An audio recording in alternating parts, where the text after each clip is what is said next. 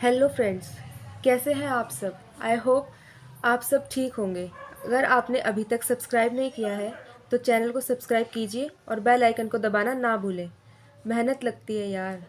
तो चलिए शुरू करते हैं आज का टॉपिक। आज का टॉपिक है प्रमेय। ये टॉपिक आपका चरक में भी है, रोग निदान में भी है और काया चिकित्सा में भी है। ये क्वेश्चन आपका 20 मार्क्स में पूछ लिया जाता है और 10 मार्क्स में इस रोग के भेद भी पूछ लिए जाते हैं। तो सबसे पहले हम इसमें पढ़ेंगे व्युत्पत्ति। प्र उपसर्ग में मी धातु लगाकर और घ प्रत्यय लगाकर प्रमेय शब्द की व्युत्पत्ति हुई है। अब इसकी पढ़ेंगे परिभाषा। प्रकर्षेण मेहति इति प्रमेय है, मतलब बार बार या अत्यधिक गंदले मूत्र का त्याग करना, यही प्रमेय की परिभाषा है। प्रकर्षेण मेहति इति प्रमेय है, इसको आप याद कर लीजिएगा। फिर पढ़ेंगे प्रमेय के निदान। आस्य सुखम स्वप्न सुखम दधिनी ग्राम्य ओदक आनुप्रसा पयासी नव अन्नपानम गुण वैकृतम च प्रमेय हेतु कफ कृच सर्वम। आस्य सुखम मतलब आराम से बैठना, स्वप्न सुखम मतलब अत्यधिक नींद लेना, दधिनी ग्राम्य उदक आनुप्रसा प्यासी मतलब अत्यधिक दही का सेवन, ग्राम्य उदक आनूप मांस का अत्यधिक सेवन या नए अन्नपान का अत्यधिक सेवन और इच्छु के पदार्थों का अत्यधिक सेवन, ये क्या है, प्रमेय के निदान है। तो आप इस श्लोक को भी एक बार देख लीजिएगा और हो सके तो आप याद कर लीजिएगा, श्लोक इम्पॉर्टेंट है आपका। अब हम पढ़ेंगे प्रमेय के पूर्व रूप। मुख माधुर्य मतलब मुख में मधुरता आ जाना, मुख तालु कंठ शोष मतलब मुख का सूख जाना, आलस्य केशों का जटिल होना, हस्त व पाद में दाह मतलब हाथ और पैर में दाह, मूत्र पर चींटी का लगना, ये इसका इम्पोर्टेंट पूर्व रूप है। पिपासा अधिक्य मतलब अधिक प्यास लगना, केश नख आति वृद्धि मतलब कि केश और नख की अतिवृद्धि होना, सर्वांग शून्यता मतलब कि शरीर का सुन्न पड़ जाना या अंगों का सुन्न पड़ जाना, शीत प्रियत्व मतलब का शीत पदार्थों की इच्छा होना या अच्छा लगना, देह चिकनता मतलब देह में चिकनाहट आना। तो ये पूर्व रूप है प्रमेय के, इनको भी आप देख लीजिएगा। फिर हम पढ़ेंगे प्रमेय के रूप मतलब कि लक्षण। सामान्यम लक्षणम तेषाम प्रभूत अविल मूत्रता मतलब ये प्रमेय के लक्षण है। प्रभूत मूत्रता और अविल मूत्रता मतलब अधिक मात्रा में मूत्र त्याग और गंदला मूत्र त्याग, ये प्रमेय के कुछ प्रमुख लक्षण हैं। ये प्रमेय के कुछ और लक्षण हैं।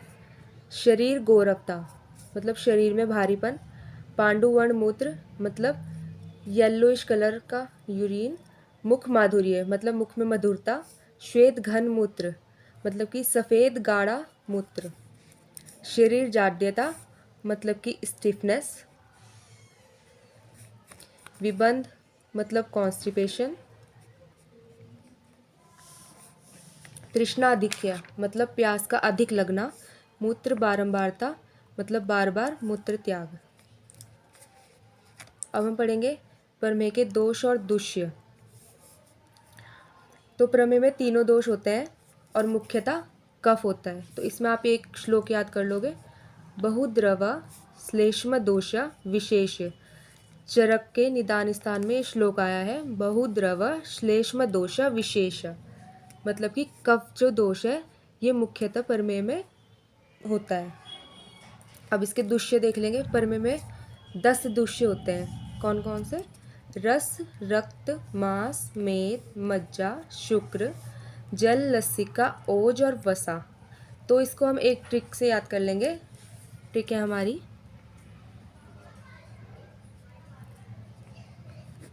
धातुओं का जलवा। तो जैसा आपको बताइए धातुएं होती हैं 7 होती हैं, तो हमें इसमें 6 धातुएं तो हमें रखनी है और अस्थि हमें नहीं रखनी है। तो यहाँ पे लिख देंगे जो अस्थि जो हमारी धातु है उसको नहीं रखेंगे। बाकी रस, रक्त, मांस, मेद, मज्जा और शुक्र, ये हो गए 6 दुष्य प्रमेय के। और आगे जलवा, ज से जल, ल से लस्सिका, व से वसा, और ये जो आ है, आ से ओज। इससे हम 10 दूष्य पढ़ लेंगे प्रमेय के। रस, रक्त, मांस, मेद, मज्जा, शुक्र, जल, लस्सिका, ओज और वसा। इसमें धातुओं में अस्थि धातु जो है हमारी नहीं आएगी। अब हम पढ़ेंगे प्रमेय रोग की संप्राप्ति। तो निदानों के सेवन से दोष प्रकुपित होंगे और बस्ती में स्थान संशय करेंगे, और फिर दोष दूष्य समूर्चना होगी। किसमें? कुपित दोष और बस्ती के दोष की समूर्चना होगी। फिर मूत्र व स्त्रोतस दुष्टि होगी। फिर मूत्र की अति परिवर्ती होगी, मतलब मूत्र अधिक आएगा और बार बार आएगा, तो इससे क्या होगा? प्रमेय रोग हो जाता है। तो एक बार और देख लीजिए। निदानों के सेवन से दोष प्रकोप होंगे, प्रकोपित होंगे, बस्ती में स्थान संशय होगा, दोष दूष्य समूर्चना होगी, मूत्र व स्त्रोतस दुष्टि होगी, फिर मूत्र की अति प्रवृत्ति होगी और आप प्रमेय रोग हो जाएगा। अब देखते हैं संप्राप्तिक घटक। तो इसमें क्या देखेंगे? पहले देखेंगे दोष। तो जैसे मैंने आपको पहले बताया ही था कि प्रमेय में 3 दोष होते हैं और मुख्यतः कफ होता है, कफ की प्रधानता होती है इसमें।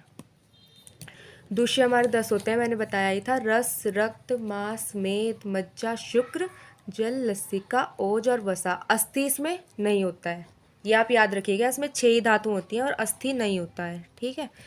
फिर स्त्रोतस, इसमें मूत्र व और मेद व स्त्रोतस की दुष्टि होती है।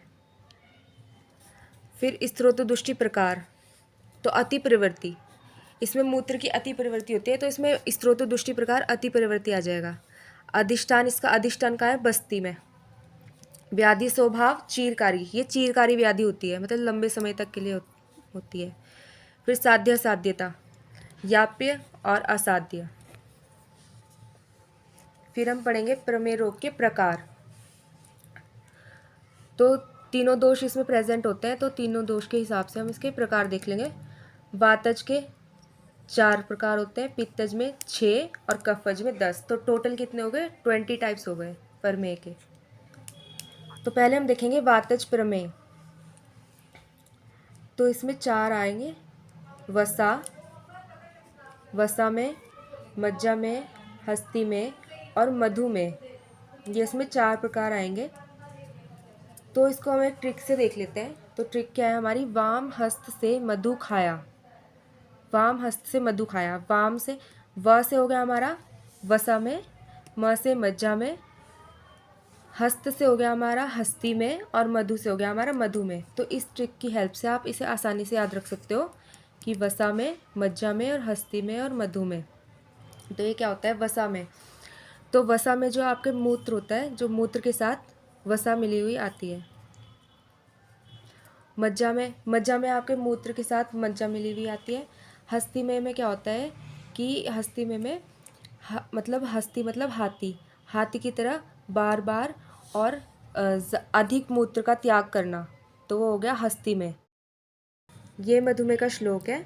मधुरम यच्च मेहेषु प्रायो माधवम मेहति सर्वे अपि मधुमेहाख्या मधुर्याच्य तक्षोरत।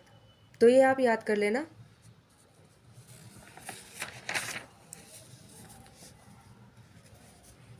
पित्तज प्रमेय, इसमें 6 टाइप्स के प्रमेय होते हैं। क्षार में, काल में, नील में, रक्त में, मंजिष्ठ में और हरिद्र में। तो पहले देख लेते हैं इसको हम कैसे याद करेंगे। तो जब क्षार कर्म करते हैं तो उस टाइम जो है स्किन का कलर काला और नीला हो जाता है। तो इस हिसाब से आप इसको याद रख सकते हैं इस तरह से कि जब क्षार कर्म करते हैं तो स्किन का कलर काला और नीला हो जाता है। तो इस तरह से आप ये 3 याद कर लोगे। और पित्त और रक्त के जो गुण होते हैं वो सेम होते हैं, तो आप याद ही रख लोगे कि रक्त में, पित्तज प्रमेय में रक्त में आया है। अब 5th है हमारा मंजिष्ठ में, तो ये भी रक्त वर्ण का होता है। तो आप इसको भी इस तरह से याद रख लोगे कि पित्तज और रक्त के गुण सेम होते हैं, तो मंजिष्ठ में भी इसमें पित्तज में आएगा। फिर 6th है हमारा हरिद्र में। तो आपको बताइए पित्त दोष जो होता है उसमें हरिद्र वर्ण तो होता ही है, तो ये भी आप याद रख लोगे कि हरिद्र में पित्तज में आया है। तो ये 6 तरह के पित्तज पर में हो गए हैं, क्षार में, काल में, नील में, रक्त में, मंजिष्ठा में और हरिद्र में। तो अब हम देख लेते हैं क्षार में क्या होता है। क्षार में क्षार के जल के समान मूत्र त्याग होता है। क्षार के जल के समान मूत्र त्याग होता है। काल में काले रंग का मूत्र त्याग होता है और नील में नीले रंग का मूत्र त्याग होता है। काल में काले रंग का मूत्र त्याग और नील में नीले रंग का मूत्र त्याग होता है। अब हम देखेंगे रक्त में। रक्त में रक्त मिश्रित या फिर रक्त वर्ण का मूत्र त्याग होता है। या तो रक्त मिश्रित और या रक्त वर्ण का मूत्र त्याग होगा। मंजिष्ठ में भी रक्त वर्ण का मूत्र त्याग होता है। हरिद्र में, इसमें हरिद्र वर्ण का मतलब पीले वर्ण का मूत्र त्याग होता है। तो ये 6 तरह के हमने परमें देख लिए हैं। पित्तज परमें, क्षार में, काल में, नील में, रक्त में, मंजिष्ठ में और हरिद्र में। इसमें पीले रंग का मूत्र त्याग होता है, इसमें रक्त वर्ण का, इसमें भी रक्त वर्ण का मतलब लाल वर्ण का, इसमें नील वर्ण का मूत्र त्याग, इसमें काले वर्ण का, और उसमें क्षार के समान जल का मूत्र त्याग होता है। अब हम पढ़ेंगे कफज परमें। तो इसमें 10 तरह के परमें बताए गए हैं। उदक में, इच्छु में, लाल में, सांद्र में, सांद्र प्रसाद में, सिक्ता में, शुक्ल में, शुक्र में, शीत में और शनि में। तो पहले हम देख लेते हैं ये हम कैसे याद करेंगे। तो आप ऐसे मान लीजिए कि आप राजस्थान गए हुए हैं।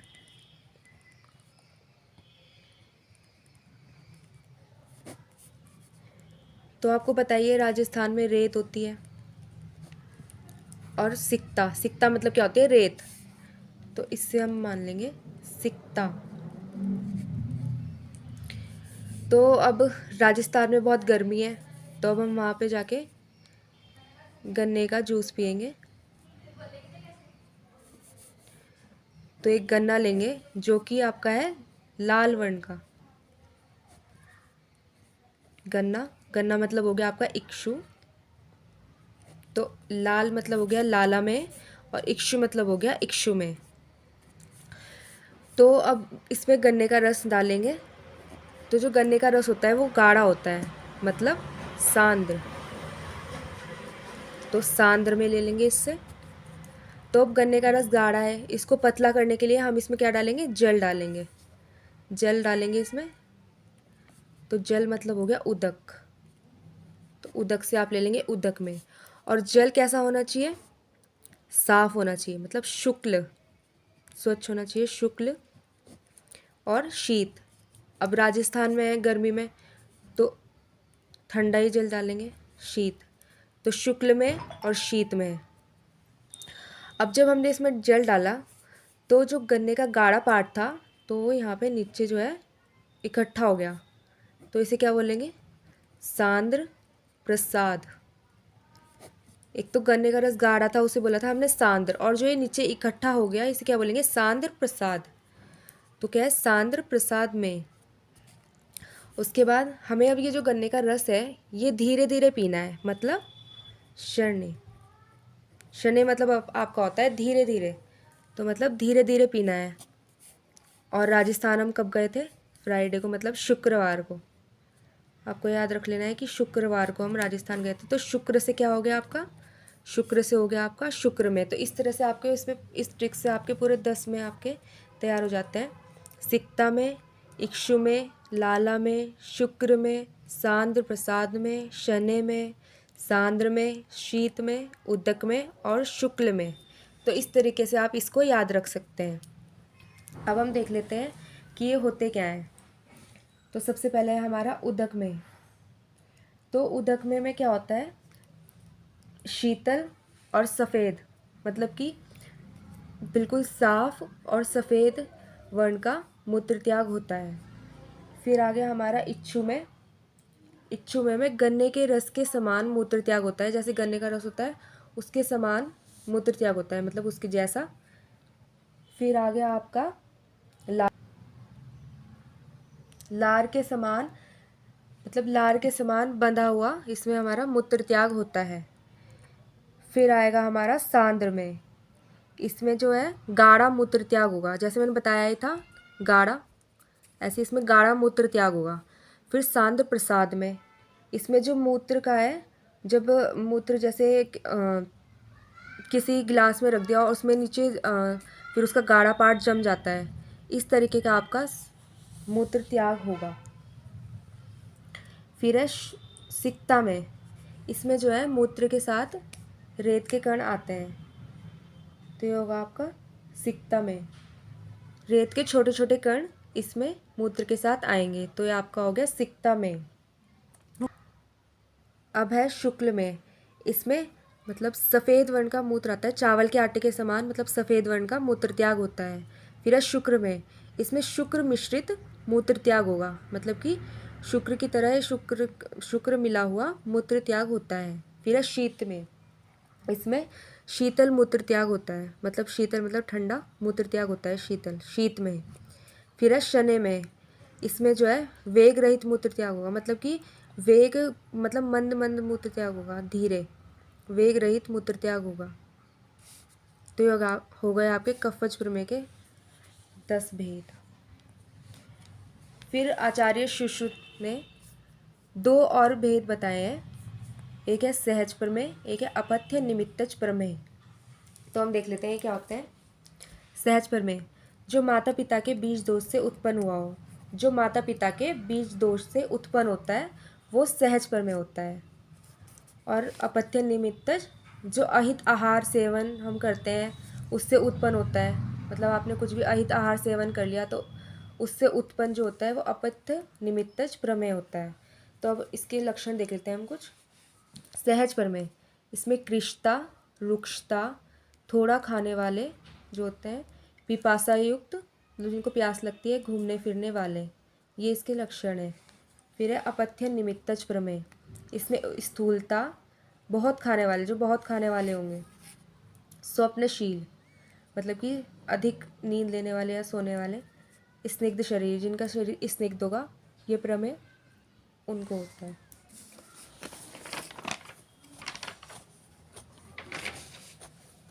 अब हम पढ़ेंगे साध्य असाध्यता।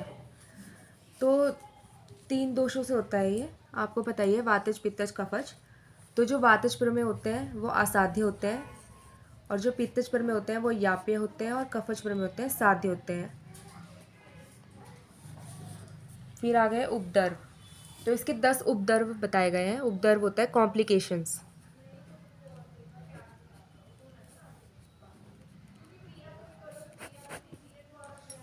तो इसमें ये श्लोक देख लेना आप। उपद्रवस्तु खलु परमेहिणाम, तृष्णा अतिसार, दाह दौर्बल्य, अरोचक अविपाक, पूतिमास, पीड़िका, अलजी, विद्रद्य च तत्प्रसंगा भवन्ति। ये चरक में निदान स्थान में आया है श्लोक। तो इसका मतलब क्या है, प्रमेय के उपद्रव कौन कौन से हैं? तृष्णा, अतिसार, तृष्णा, अतिसार, दाह, दौर्बल्य, अरोचक, अविपाक, पूतिमास, पीड़िका, अलजी, विद्रति। ये क्या हो गए? 10 उपद्रव हो गए प्रमेय के। तो ये श्लोक भी आप याद कर लीजिए। इसके बाद हम क्या देखेंगे? चिकित्सा सूत्र देखेंगे प्रमेय का। तो ये बहुत इंपॉर्टेंट है, वेरी वेरी इंपॉर्टेंट। काया चिकित्सा में आपको जब 20 नंबर का क्वेश्चन आएगा तो उसमें चिकित्सा सूत्र भी पूछते हैं, तो उसमें आपको ये श्लोक लिखना है प्रमेय में। अगर 20 नंबर का क्वेश्चन आता है उसमें आपको चिकित्सा सूत्र पूछते हैं तो आपको ये श्लोक लिखना है। स्थूल प्रमेहि बलवानिहेक कृशस्थेक परिदुर्बलश्च संब्रहणम तत्र कृशस्य कार्य संशोधनम दोष बल अधिकस्य। तो इसका मतलब क्या है? स्थूल और बलवान रोगी में संशोधन चिकित्सा कराते हैं, मतलब अवतर्पण चिकित्सा कराते हैं, और कृश और दुर्बल जो रोगी होगा उसमें हम संशमन चिकित्सा कराएंगे। तो देख लेते हैं संशमन चिकित्सा कैसे कैसे। निदान परिवर्जन, व्यायाम, रुक्ष, अन्नपान और औषध व्यवस्था। निदान परिवर्जन मतलब जो भी आपके प्रमेय के निदान होंगे उनका त्याग, मतलब जो है निदानों का त्याग करना है। जिस भी कारण से प्रमेय हो रहा है उनका त्याग। व्यायाम, व्यायाम करने को बोलना है। रुक्ष अन्नपान, जो अन्नपान होगा रोगी का उनको बोलना है रुक्ष अन्नपान लेना है आपको। और औषध व्यवस्था, और उनको औषध जो देनी है आपको, मेडिसिन। फिर है संशोधन में देख लेते हैं। स्नान कराना है 3 to 5 डेज आपको स्नान कराना है। वमन, अगर कफ प्रमेय होगा, कफज प्रमेय, तो उसमें आप वमन कराओगे। पित्तज प्रमेय होगा तो उसमें विरेचन करवाना है। और अनुवासन बस्ती इसमें नहीं करानी है। प्रमेय में अनुवासन बस्ती नहीं कराई जाती है। ये आप इंपॉर्टेंट पॉइंट याद कर लेना, अनुवासन बस्ती प्रमेय में नहीं कराई जाती है। तो अब श्लोक को हम कैसे देखेंगे। तो जो जैसे ये है स्थूल प्रमेही बलवाहिनी, मतलब कि स्थूल और बलवान रोगी में, तो आप इसको ऐसे क्रॉस करके याद कर सकते हो। मतलब कि स्थूल और बलवान रोगी में संशोधन कराना है, और जो कृश और दुर्बल रोगी है उसमें आपको क्या करना है, संभ्रमण मतलब संशमन कराना है आपको इसमें। तो आप इसको क्रॉस में ऐसे याद कर सकते हो। चलो अब हम देखेंगे ये सुश्रुत, आचार्य सुश्रुत ने बताई है चिकित्सा साधन रहित प्रमेही की विशेष चिकित्सा। मतलब कोई भी बिना मेडिसिन के, बिना साधन के प्रमेय, अगर प्रमेय रोगी की आपको चिकित्सा करनी है तो आप कैसे करोगे। तो ये सुश्रुत ने कुछ विशेष चिकित्सा बताई है और ये इम्पॉर्टेंट है, इसको आप याद कर लीजिएगा और ये एग्ज़ाम में भी आती है। तो इसमें देखेंगे गोमूत्र व गोबर का सेवन कराना है। जो प्रमेय रोगी होगा उसको गोमूत्र और गोबर का सेवन कराना है। गायों के साथ रहे, जो प्रमेय रोगी है उनको उसको बोले कि गायों के साथ रहे। बिना जूता व छाते के सूर्य के नीचे टहले, मतलब आपको बिना जूतों के और छाते के, मतलब कि बिना जूते के आपको धूप में जो है टहलना है। हल चलाएं या कूप खोदें, मतलब हल चलाएं, कूप मतलब गड्ढा, या गड्ढा खोदें, मतलब कोई भी आपको फिजिकल एक्सरसाइज करनी है जिससे आपका शरीर जो है एक्टिव रहे। एक्सरसाइज आपको करनी है। पीछे ही बताया था प्रमेय में व्यायाम करना होता है संशमन में। वेदों का पठन पाठन करें, वेदों का पाठन करें मतलब पढ़ें वेद। 100 योजन है अधिक यात्रा करें, 100 योजन या उससे अधिक यात्रा करें। तो आप प्रमेय में एक्सरसाइज करनी होती है, गायों के साथ रहें, गायों के साथ रहें, और धूप में बिना जूते के और छाते के टहलें मतलब चलें। तो ये कुछ आचार्य सुश्रुत ने साधन रहित प्रमेय की चिकित्सा बताई है, इसको आप लर्न कर लीजिएगा। अब हम इसमें कुछ मेडिसिन देखते हैं। पहले देखेंगे रस। रस में बसंत कुसुमाकर रस, तारकेश्वर रस, स्वर्ण वंग भस्म, त्रिवंग भस्म, स्वर्ण माक्षिक भस्म। तो इसमें ये याद कर लीजिएगा, रस में बसंत कुसुमाकर रस, तारकेश्वर रस, स्वर्ण वंग भस्म, त्रिवंग भस्म, स्वर्ण वंग भस्म और त्रिवंग भस्म और स्वर्ण माक्षिक भस्म। ये तो आपको ऐसे याद हो ही जाएंगे, ठीक है। फिर वटी, शिवा गुटिका, शीला जतवादी वटी, चंद्र प्रभावटी, त्रिकटु गुटिका। तो ये याद कर लीजिए आप, चंद्र प्रभावटी, त्रिकटु गुटिका, ये सब जो है हम प्रमेय में देते हैं। चूर्ण देख लेंगे इसमें। त्रिफला चूर्ण देंगे, त्रिफला चूर्ण और न्यग्रोधाद्य चूर्ण, ये 2 चूर्ण जो है हम प्रमेय रोगी को देते हैं। क्वाथ, फलत्रिकादि क्वाथ, त्रिफलादि क्वाथ और दार्वादि क्वाथ, ये कुछ क्वाथ हैं जो हम प्रमेय रोगी को देते हैं। आसव में लोद्रासव और दंत्यासव। फिर घृत या तेल देख लेंगे। प्रमेही मिहिर तेल, प्रमेय मिहिर तेल और त्रिफलादि घृत। रसायन, अब इसमें हम रसायन देखते हैं कि कौन कौन से रसायन प्रयोग होते हैं। तो आम्लकी, गुग्गलू, शीलाजतु और लहसुन, ये आप याद कर लेना, इंपॉर्टेंट है रसायन प्रयोग। आम्लकी, शीलाजतु, गुग्गलू और लहसुन, तो आप ये याद कर लेना। और रसायन आपको वो होता है जो धातुओं को पुष्ट करता है। अगर आपको हमारी वीडियो यूज़फुल लगी हो तो कमेंट और शेयर कीजिए। Thank you.